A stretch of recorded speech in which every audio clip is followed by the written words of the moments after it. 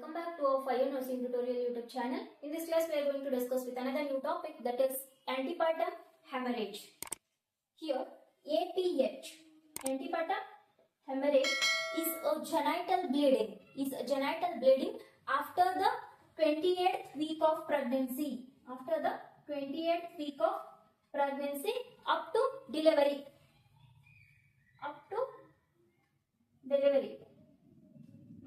That is antepartum hemorrhage. It's a genital bleeding during pregnancy, and then it's going to start after 28th week of pregnancy, that is up to delivery.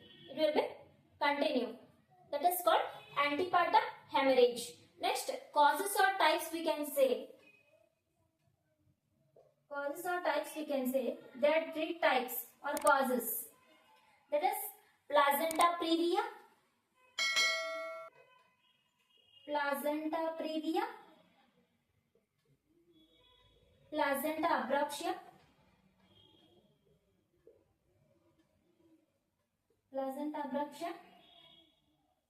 and then third one is vasa previa. In this class, we are going to discuss in detail, that is placenta previa. First, we will discuss in detail about regarding placenta previa.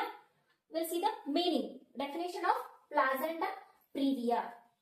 Here, it is a condition in pregnancy where placenta implants lower uterine segment completely or partially, and then covering the internal cervical os. Here, placenta previa is a condition in pregnancy where placenta implants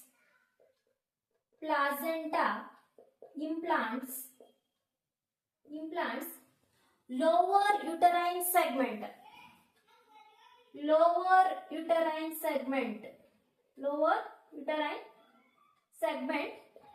either completely or partially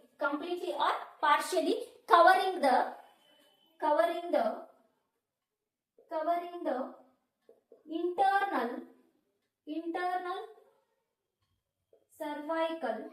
internal cervical os. This is the main definition of placenta previa. Here there are four types. Here again types of placenta previa. Here types. First one is complete placenta previa.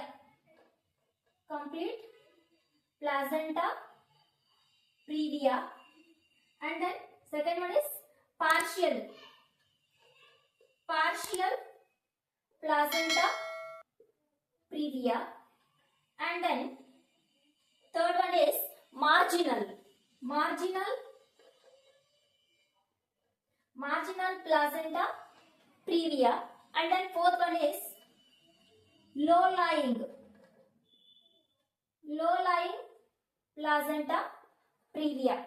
These are the types of placenta previa.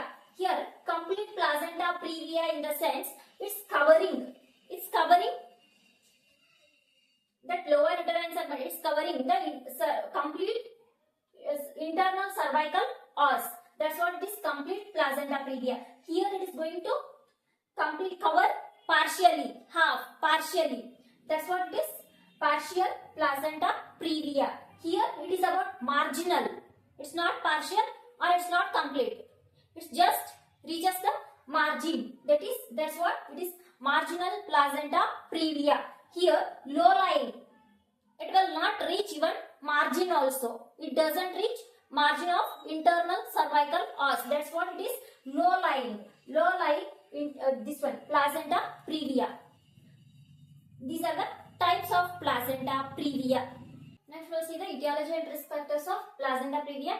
First and foremost, there is a maternal factors, that is advanced maternal age, that is age more than 35, and then multiparity, that is more than 2 deliveries, and then uterine abnormalities, that is uterine scarring or endometrial damage from the infections, and then placental factors, that is abnormal placenta, abnormal development of placenta. And then lifestyle factors like smoking, and then history of in vitro fertilization, and then history of placenta previa in a previous pregnancy. These are the etiology and risk factors for the placenta previa or antepartum hemorrhage. Next we'll see the clinical features of placenta previa. Here, painless bright red vaginal bleeding, that is during the second or third trimester. And then recurrent episodes of varying severity, this is bleeding pattern. And then no signs of uterine contractions or tenderness. And then anemia or shock if bleeding is severe. In the case of severe bleeding, we can see shock. These are the clinical manifestations or clinical features of placenta previa. Next we will see the on general examination. That is pallor due to blood loss, and then maternal vital signs, hypotension if severe bleeding, and then develops tachycardia, and then comes to the abdomen. Here soft non-tender uterus. After that FSH easily heard, and then fetal movements normal. This is on general examination. And then next we will see the diagnostic evaluations, diagnostic tests, ultrasound, it confirms the location of placenta, and then MRI it is rarely used, and then hemoglobin and hematocrit to assess the blood loss, and then blood grouping and cross matching. These are the diagnostic tests for the placenta previa, antepartum hemorrhage. Next we'll see the management of placenta previa.